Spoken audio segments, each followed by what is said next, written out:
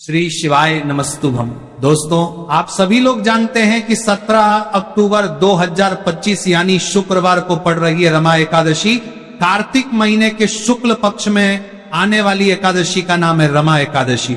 इस बार रमा एकादशी के दिन अगर कभी भी मौका लग जाए तो आप लोगों को पीपल के पत्ते पर राम लिखकर बहुत छोटा सा उपाय करना है। इन दोनों का संयोग बहुत ही कम आता है। इस दिन आपको एक पीपल के पत्ते पर राम वाला उपाय तो आपको अवश्य ही करना चाहिए, क्योंकि ऐसा दिन पूरे साल में सिर्फ एक ही बार आता है। और दोस्तों, आप सभी लोग जानते हो कि शुक्रवार का अगर सबसे बड़ा कोई उपाय है तो वह पीपल के पत्ते पर राम वाला उपाय। तो दोस्तों, शुक्रवार रमा एकादशी के दिन आप लोगों को इस पीपल के पत्ते पर राम लिखकर बहुत छोटा सा उपाय करना है। बहुत सारे लोग होंगे जिन लोगों ने इस उपाय को ना किया हो, मतलब पूरा साल निकल गया, उन्होंने किसी भी दिन इस पीपल के पत्ते पर राम वाला उपाय को ना किया हो। पर दोस्तों, आपके पार के लिए हमारी एक पहला मौका बचा हुआ है, जो कि 17 अक्टूबर 2025 शुक्रवार के दिन है। इस दिन आप लोगों को इस वाले उपाय को जरूर कर लेना है। भले ही आपने पूरे भरे इस उपाय को ना किया हो, पर अगर आपने इस कार्तिक माह के शुक्रवार के दिन अगर इस वाले उपाय को करते, पान को छत्र के साथ लिया, तो आपको इस उपाय को करने का वह फल मिलेगा जिसकी आपने कभी कल्पना भी नहीं करी होगी। इसीलिए आप लोग इस वाले उपाय को एक प्रातः के बाद जरूर कर लेना है, ताकि आप लोगों के हाथ से यह मौका ना जा सके और आपको इस उपाय को करने का फल मिल सके। दोस्तों, यह उपाय पंडित जी ने अपनी अभी की ही श्री शिव महापुराण की कथा में बताया है जी। इस उपाय को आज हम आपको बहुत अच्छे से समझाने वाले हैं। इस वीडियो को देखने के बाद इस उपाय को समझने के लिए आपको कोई और वीडियो को देखने की जरूरत नहीं पड़ेगी। तो चलिए दोस्तों, उपाय को शुरू करते हैं। देखिए, इस कार्तिक माह के शुक्रवार रमा एकादशी के दिन यह इतना खास होता है, इतना महत्वपूर्ण होता है। देखा गया है कभी कभी बड़े बड़े पूजा पाठ अनुष्ठान से जो मनोकामना पूर्ण नहीं होते, कार्तिक माह के शुक्रवार रमा एकादशी के दिन एक छोटे से उपाय करने से ही आपकी मनोकामना पूर्ण हो जाती है। और बहुत सारे लोगों ने इस उपाय को किया भी है और उनको इस उपाय को करने का फल भी जरूर मिला है। अगर आप लोग भी इस उपाय को करना चाहते हैं, तो आप इस उपाय को करना चाहते हैं तो पहले अच्छे से समझ लेना, सुन लेना, उसके बाद करना। आपको इस उपाय का फल जरूर मिलेगा। और इस उपाय को कर लेने से आपके घर में चाहे किसी भी प्रकार की दुख और समस्या क्यों ना चल रही हो, आपको उसका कारण भी नहीं पता है कि भाई ये समस्या किस कारण से चल रही है, उसका कुछ भी कारण हो सकता है। जैसे पितृदोष हो सकता है या किसी भी तरह का मंगल दोष भी हो सकता है। तो इस दिन आप लोगों को यह वाला उपाय कर लेना है। यह एक ऐसा उपाय है जिस उपाय को अगर किस विशेष दिन पर किया जाए तो भाई उस विशेष दिन का जो है वह तो हमें मिलता ही मिलता है। पर हमने उस दिन पर इस उपाय को किया है तो हमें उससे भी बड़ा फल मिलता है, और फल बहुत जल्दी मिलता है, क्योंकि आप इस उपाय को बहुत ही बड़े और विशेष दिन पर कर रहे हो। तो चलिए अब उपाय के बारे में बात करते हैं। लेकिन उससे पहले आप लोगों को यह जानना आवश्यक है कि आखिर यह उपाय किस समय करना है, किसको करना है और कैसे करना है। तो चलिए हम आगे आपको वीडियो में एक एक करके बता देते हैं। लेकिन उससे पहले अगर आप लोग हमारे चैनल पर पहली बार आए हैं या फिर मेरी आवाज आज पहली बार सुन रहे हैं, तो हमारे चैनल को सब्सक्राइब जरूर कर लेना और इस वीडियो को लाइक करके कमेंट बॉक्स में श्री शिवाय नमस्तुभय ओम नमः शिवाय जरूर टाइप कर देना। तो दोस्तों, इस पीपल के पत्ते पर राम वाला उपाय को हमें इस शुक्रवार के दिन कैसे करना है, किसको करना है, किस समय करना है और कहां पर करना है, ये सारे सवालों के जवाब आपको इस वीडियो में मिल जाएंगे। और जो ये वीडियो देखेगा भाई, उसको पीपल के पत्ते पर राम वाला उपाय जरूर करना चाहिए, क्योंकि इस दिन पीपल के पत्ते का भी बहुत ही बड़ा और विशेष महत्व होता है। पीपल के पत्ते पर राम वाला उपाय की तो यह सोने पर सुहागा वाली बात हो जाती है, और यह एक बहुत ही बड़ा उपाय हो जाता है शुक्रवार का। तो अब दोस्तों, इस पीपल के पत्ते पर राम वाला उपाय को आखिर करना किसको है, सबसे पहले हम लोग वो बात जान लेते हैं। तो देखो, घर की जो बड़ी माताएं बहनें होती हैं, उन माताओं बहनों में से कोई भी एक बड़ी माता बहन इस वाले उपाय को कर सकती है। और दोस्तों, अगर आप चाहे तो अपने घर में से सभी सदस्यों को भी इस उपाय को करवा सकती है। अगर किसी व्यक्ति की खुद की कोई मनोकामना है, खुद की कोई दुख और परेशानी है जो कि वह अपने लिए ही करना चाहता है, इस वाले उपाय को तो वह खुद अपने लिए भी कर सकता है। बाकी अगर कोई घर में से ऐसा है जो कि अपने पूरे घर परिवार की सुख और शांति के लिए ये वाला उपाय करना चाहता, तो भाई वो भी कर सकता है, उसमें भी कोई दिक्कत वाली बात नहीं है। कहने का मतलब यह है कि इस उपाय को हर एक सदस्य भी कर सकता है और पूरे घर परिवार के सदस्य के लिए घर की बड़ी माताओं बहनों में से कोई एक माता बहन भी कर सकता है। माताएं बहनें अगर घर में उपस्थित ना हो या वहां ये वाला उपाय ना कर पा रही हो, तो फिर घर का कोई बड़ा सदस्य भी इस पीपल के पत्ते पर राम वाला उपाय को कर सकता है। चाहे फिर वह पुरुष ही क्यों ना हो, उसमें कोई भी दिक्कत वाली बात नहीं है। उसके बाद सदस्य भी पत्ते पर राम वाला उपाय को कर सकता है। बाद में दोस्तों जो अगला प्रश्न निकल कर आता है वही आता है इस उपाय को लेकर कि आखिर इस उपाय को हमें किस समय करना है, सुबह के समय करना है कि शाम के समय करना है।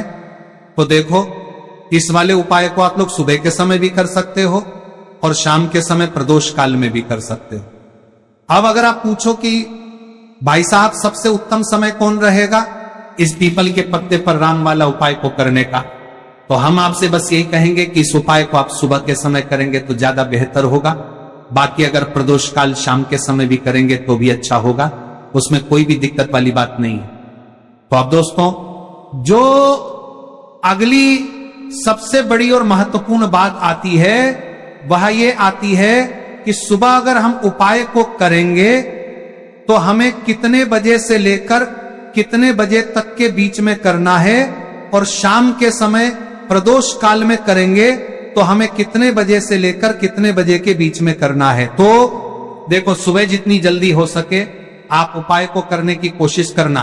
बाकी अगर किसी कारणवश लेट भी हो जाओ, थोड़ी देर भी हो आए, तो 10 या 11 बजे तक भी आप उपाय कर लेना, पर 12 बजे से ज्यादा देरी ना हो, ठीक है? इस बात का ध्यान रखना। उसके बाद में दोस्तों, अगर शाम के समय प्रदोष काल की बात करें, प्रदोष काल का जो समय है होता है वह शाम के 6 बजे से शुरू हो जाता है। मतलब शाम के 6 बजे से लेकर 7:00 बजे के बीच का जो समय होता है, यह समय प्रदोष काल का समय होता है। तो आप इस उपाय को 7 या 8 बजे के बीच में भी कर सकते हो। मतलब शाम के 0 बजे से रात 8:00 बजे के बीच में आप कभी भी इस वाले उपाय को कर सकते हो, उसमें कोई भी दिक्कत वाली बात नहीं है। हमें किसी भी दिन आपको पीपल के पत्ते पर राम लिखकर बहुत छोटा सा उपाय करना है। ऐसा समझ लीजिए, जितने भी आपके शत्रु हैं, जो भी आपके विरोधी हैं, दुश्मन हैं, जो आपको हर तरफ से परेशान कर रहे हैं, अब उन शत्रुओं की अकड़ निकलेगी। शत्रु का किया कराया भी तुरंत हट जाएगा जब शुक्रवार में आप इस छोटे से उपाय को करेंगे। तो देखिए, आज की वीडियो विशेषकर उन लोगों के लिए ही है जो अपने जीवन में शत्रुओं से और दुश्मन से बहुत ज्यादा परेशान हो चुके हैं। देखिए, जगत जननी मां जगदम्बा का हम शुक्रवार में पूजन करते हैं और उनसे जुड़े हुए उपाय करते हैं। साथ ही साथ आपको बता दें कि शुक्रवार में संकट मोचन हनुमान जी का पूजन करने से और उनसे जुड़े हुए कुछ उपाय करने से जीवन के बड़े से बड़े कष्ट भी क्षण भर में दूर हो जाते हैं। तब बहुत कम समय में आपके शत्रु और आपके विरोधी आपके जीवन से दूर हो जाएंगे।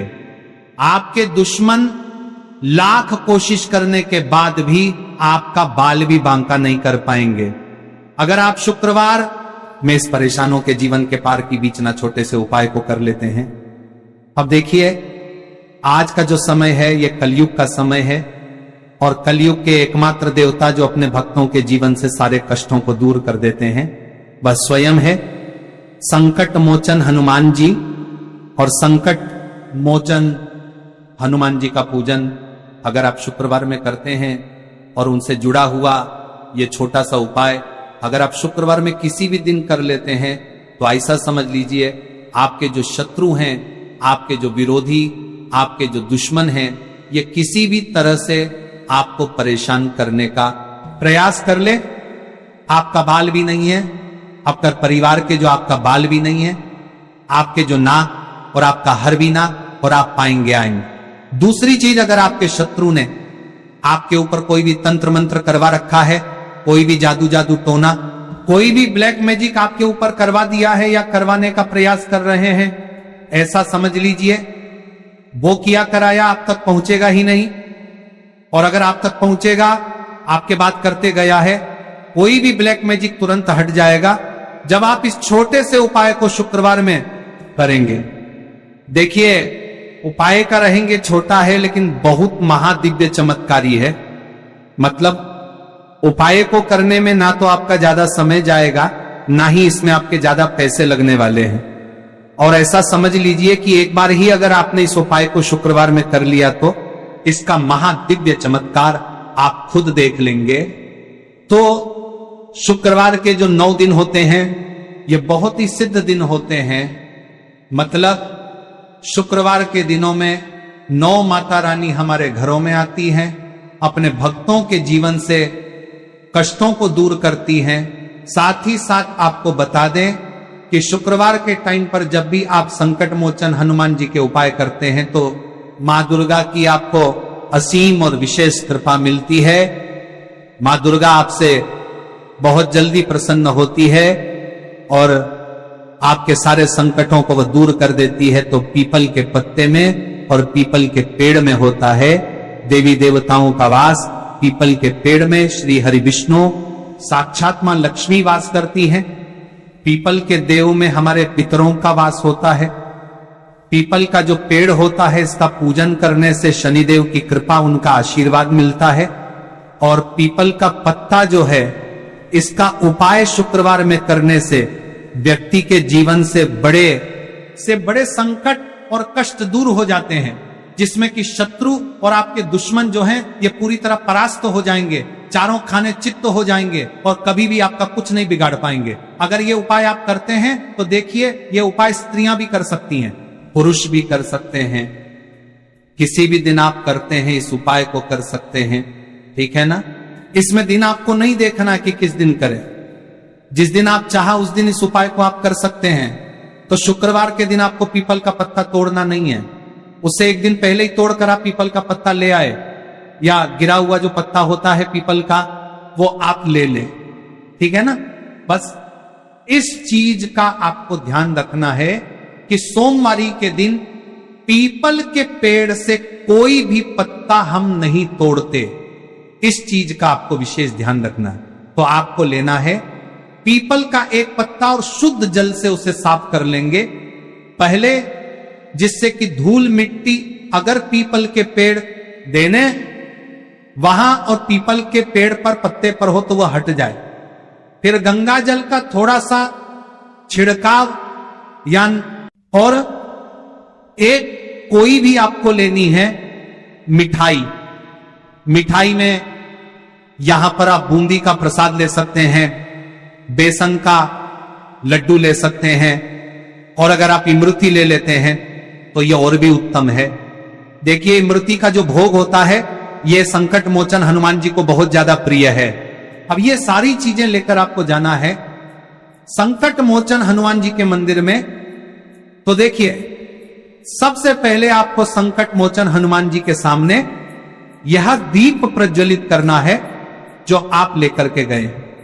क्या ये आपने चमेली के तेल का दीपक तैयार करा है, या सरसों के पहले दीपक आप जला देंगे और दीप जलाने के बाद आपको जो पीपल का पत्ता आप लेकर के गए थे वो पत्ता आपको संकट मोचन हनुमान जी को अर्पित करना है, चढ़ाना है।